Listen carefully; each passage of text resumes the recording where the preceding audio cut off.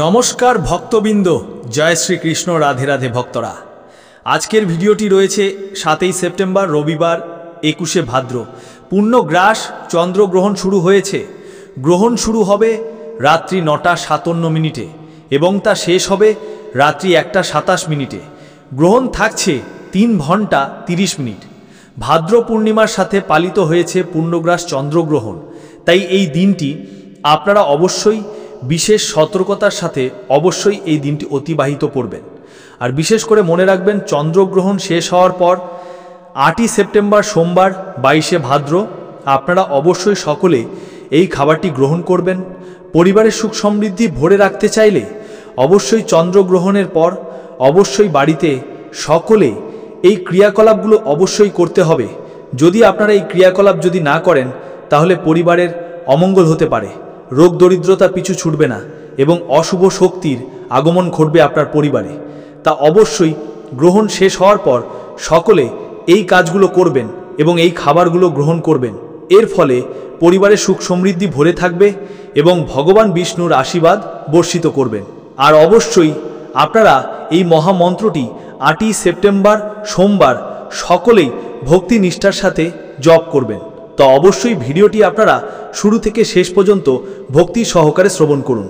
আর চ্যানেলে নতুন হয়ে থাকলে দয়া করে পরম সত্য চ্যানেলটিকে সাবস্ক্রাইব করবেন, লাইক করবেন, কমেন্টে ভক্তি ভালোবাসা শ্রদ্ধা দিয়ে জয় শ্রীকৃষ্ণের জয় লিখে দিতে ভুলবেন না। এই শুভ দিনটিতে অবশ্যই ভিডিওটি আপনারা শুরু থেকে শেষ পর্যন্ত ভক্তি সহকারে শ্রবণ করুন। 21শে ভাদ্র রবিবার 7ই সেপ্টেম্বর, একই দিনে পূর্ণিমা এবং চন্দ্রগ্রহণ। জ্যোতিষশাস্ত্র ও বাস্তুমতে পূর্ণিমা ও চন্দ্রগ্রহণ একই দিনে পড়লে তার প্রভাব গভীর হয় অনেক। এই সময় অশুভ শক্তি ও বাড়াবাড়ি হয়। তাই গ্রহণের পর পরিবারকে ভালো রাখতে অবশ্যই আপনারা সকলেই এই কাজগুলো অবশ্যই করবেন। এর ফলে অশুভ শক্তির প্রভাব থেকে মুক্ত পাওয়া যায়। 7ই সেপ্টেম্বর রবিবার এক বিরাল মহাজাগতিক ঘটনার সাক্ষী হতে চলেছেন বিশ্ববাসী। রাতের আকাশে আলো ছাড়বে রক্তবর্ণ চাঁদ। তা অবশ্যই আপনারা অবশ্যই সেটি দর্শন করতে পারবেন।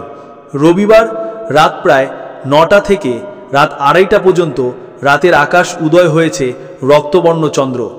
আকাশ পরিষ্কার থাকলেও ভারতসহ একাধিক জায়গা থেকে খোলা চোখে দেখা যাবে ব্লাড মুখ, এমনটাই জানাচ্ছে বিজ্ঞানী এবং জ্যোতিষ মত অনুযায়ী। আর যে সকল কৃষ্ণ ভক্তরা এই শুভ দিনটি অর্থাৎ ভাদ্র পূর্ণিমার দিন ব্রত পালন করে শুভ সকালে পুজো অর্চনা করতে পারেন তা অত্যন্ত শুভ হতে পারে। একই সাথে 8ই সেপ্টেম্বর সোমবার গ্রহণ শেষ হওয়ার পর কিভাবে পুজো অর্চনা করবেন তা অবশ্যই মনোযোগভাবে শ্রবণ করবেন। একান্তই উচিত এই গ্রহণ শেষ হওয়ার পর এই কাজগুলো যদি আপনারা বাড়িতে করতে পারেন তা উত্তম হতে পারে আপনাদের জন্য। বিশেষ করে এইভাবে যদি বাড়িতে পুজো অর্চনা করে সকলেই এই খাবারটি গ্রহণ করতে পারেন তা আরও উত্তম হবে আপনাদের জন্য।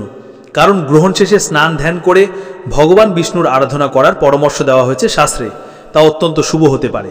এই ভাদ্র পূর্ণিমার দিন অবশ্যই এই তিথিতে লক্ষ্মী নারায়ণের পুজো করা এবং তার ব্রত কথা যদি পাঠ বা শ্রবণ করতে পারেন তাহলে অবশ্যই লক্ষ্মীর কৃপা লাভ বা সৌভাগ্য বৃদ্ধির সম্ভাবনা রয়েছে।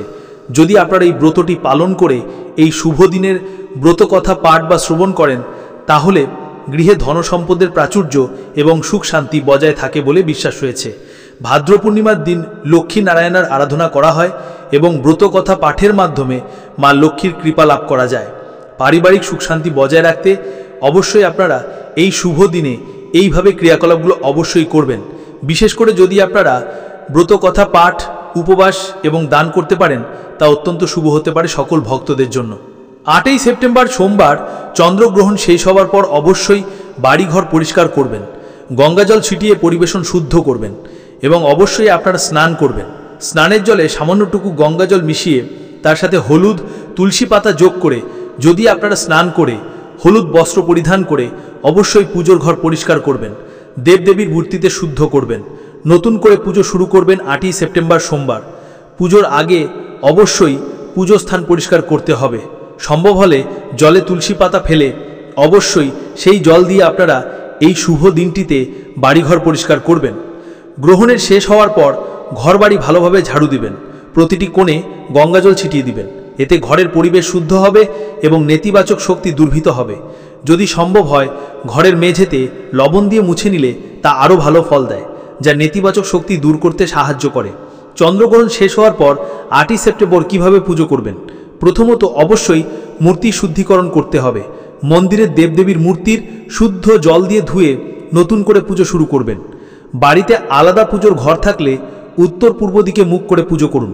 আলাদা ঘর না থাকলে উত্তর পূর্ব বা পূর্ব দিকে আপনার বেদি স্থাপন করতে হবে। অবশ্যই পুজোর জন্য আপনারা বিশেষ করে হলুদ ফল, হলুদ ফুল, মিষ্টান্ন, অবশ্যই তুলসী পাতা যোগ করবেন। বিশেষ করে এই শুভ দিনে আপনারা বাড়িতে ভগবান বিষ্ণুর অবতার সত্যনারায়ণের অবশ্যই পুজো করবেন।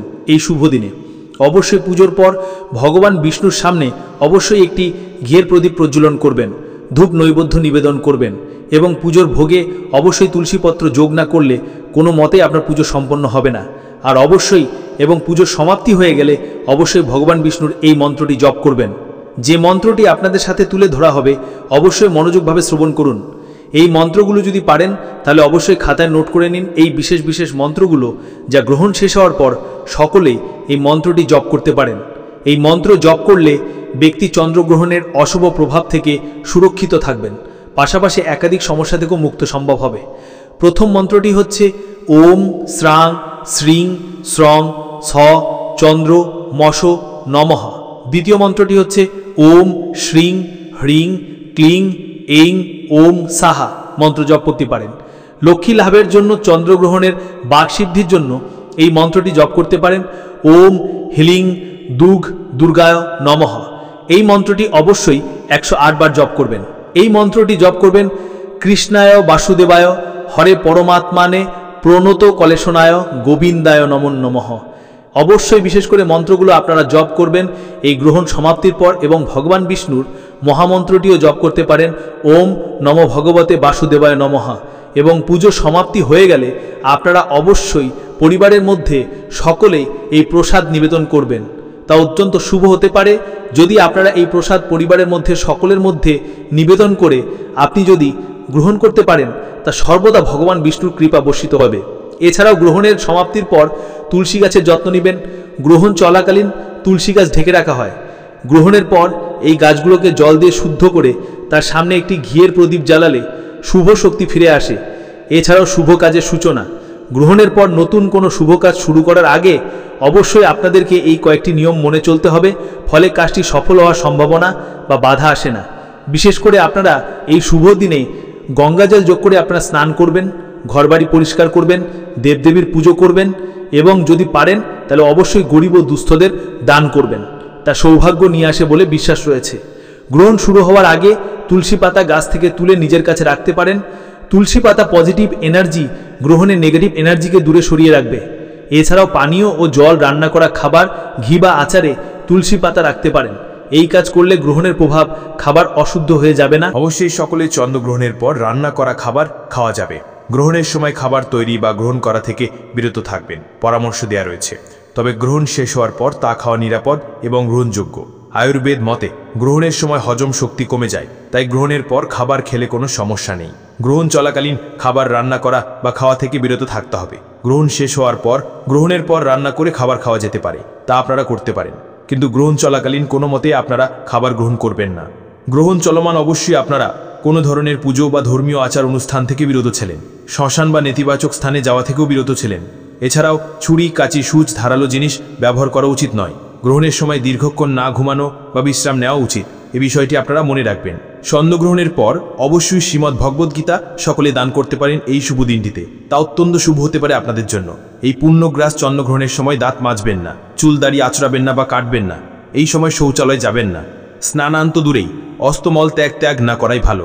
গ্রহণের সময় গায়ে গয়নাগাটি পরে না থাকাই ভালো, এই বিষয়টি আপনারা অবশ্যই সতর্ক থাকবেন। বিশেষ করে পূর্ণগ্রাস চন্দ্রগ্রহণের সময় পুজো করবেন না। গ্রহণের সময় বাড়িতে থাকা খাবার এবং জলে তুলসী পাতা দিয়ে রাখুন। গ্রহণের নেতিবাচক প্রভাব থেকে নিজেকে দূরে রাখতে গোপাল মন্ত্রটি অবশ্যই জপ করবেন। আর যে মন্ত্রগুলো আপনাদের জপ করতে বললাম সেই মন্ত্রগুলো অবশ্যই গ্রহণ সমাপ্তির পর আপনারা এই মন্ত্র মনে ভক্তি এবং নিষ্ঠার সাথে জপ করলে অবশ্যই বিশেষ করে অশুভ শক্তি দূর হবে এবং পরিবারের সুখ শান্তি বজায় থাকবে এবং সেই ব্যক্তির সকল কর্মের সুফল লাভ করবেন এবং সকল সমস্যা দূরীভূত হবে ভগবান বিষ্ণুর কৃপায়। এই বিশেষ দিনে আপনারা যদি পারেন তাহলে অবশ্যই বাড়ির সদর দরজার দুই দিকে সামান্য আতপ চাল বিছিয়ে দুটি তিল তেলের প্রদীপ প্রজ্বলন করুন। প্রদীপের মুখ রাখতে হবে পূর্ব দিকে। মনে করা হয় এতে চন্দ্রগ্রহণের অশুভ শক্তি আপনাকে স্পর্শ করতে পারবে না। বিশেষ করে মনে রাখবেন, খালি চোখে ভুলেও চন্দ্রগ্রহণ দেখবেন না। বয়স্ক শিশুরাও গ্রহণের সময় বাড়ির বাইরে বেরোবেন না।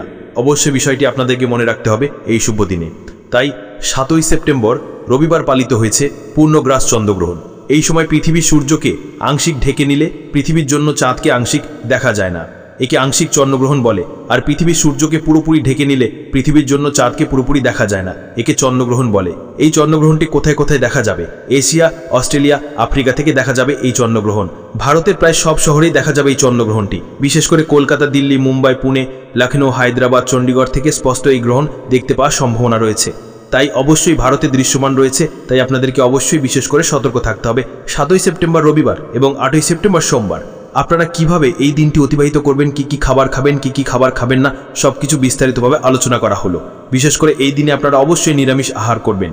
আর বিশেষ করে রবিবার চন্দ্রগ্রহণের সময় ভুলেও আপনারা মাছ, মাংস, অ্যালকোহল, ডিম, আমিষ জাতীয় খাবার অর্থাৎ কোনো খাবারই গ্রহণ করা শুভ নয় এই চন্দ্রগ্রহণ চলমান। আর চন্দ্রগ্রহণের পর অবশ্যই তুলসী পাতা যোগ করে আপনারা সকলেই খাবার গ্রহণ করবেন। অবশ্যই নিয়মটি পালন করবেন এই শুভ দিনে। তো এই ছিল ভিডিওটি ভালো লাগলে অবশ্যই পরম সত্য চ্যানেলটিকে সাবস্ক্রাইব করবেন, লাইক করবেন, কমেন্টে ভক্তি, ভালোবাসা, শ্রদ্ধা দিয়ে জয় শ্রীকৃষ্ণের জয় লিখে দিতে ভুলবেন না এই শুভ দিনটিতে। এবং ভিডিওটি আপনার আত্মীয়, ভক্ত বা বন্ধুদের সাথে অবশ্যই শেয়ার করবেন। সুস্থ থাকবেন, সতর্ক থাকবেন। জয় শ্রীকৃষ্ণ, রাধে রাধে।